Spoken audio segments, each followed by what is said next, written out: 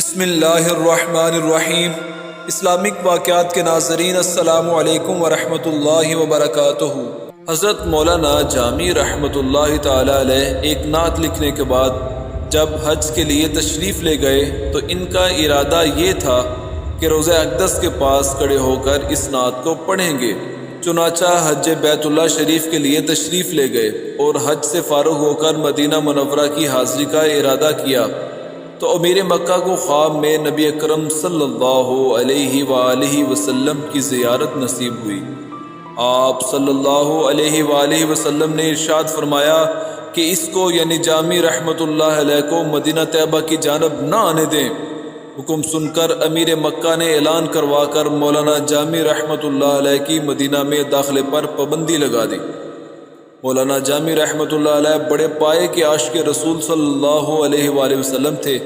ان کے دل پر عشق نبی اکرم صلی اللہ علیہ وآلہ وسلم اس قدر غالب تھا کہ چھپ کر مدینہ طیبہ کی جانب چل پڑے۔ کچھ سیرت نگار لکھتے ہیں کہ قافلے میں ایک صندوق میں بند ہو گئے لیکن پھر بھی امیر مکہ نے جانے نہ دیا، اور کچھ لکھتے ہیں کہ بھیڑوں کے ریوڑ میں ان کی کھال اوڑھ کر چلتے چلتے مدینہ طیبہ میں داخل ہونے لگے، پھر بھی نبی پاک صلی اللہ علیہ وآلہ وسلم نے نہ آنے دیا۔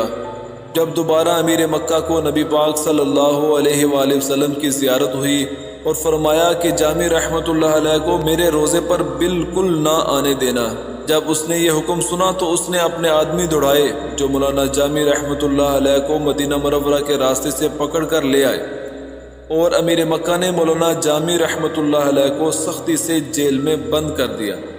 چنانچہ تیسری مرتبہ پھر امیر مکہ کو نبی اکرم صلی اللہ علیہ وآلہ وسلم کی زیارت نصیب ہوئی۔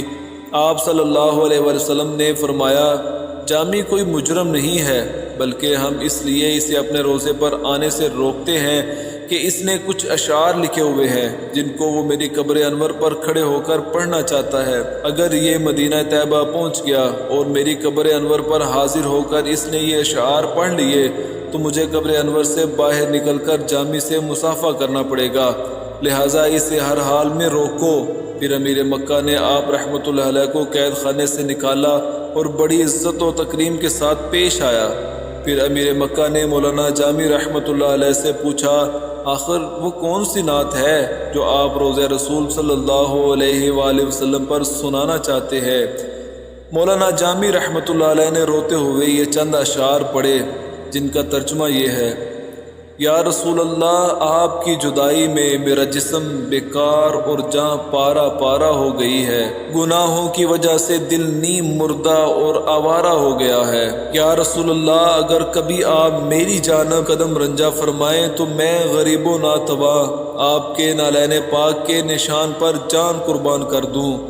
میں اپنے کیے پر حیران ہوں اور گناہوں سے سیاہ ہو چکا ہوں، پشیمانی اور شرمندگی سے پانی پانی ہو رہا ہوں۔ یا رسول اللہ، روز محشر جب آپ شفاعت کا بازو گناہ گاروں کے لیے کھولیں گے تو یا رسول اللہ صلی اللہ علیہ وآلہ وسلم اس وقت جامی کو محروم نہ رکھیے گا، اور یا رسول اللہ ہمیں بھی محروم نہ رکھیے گا، آمین۔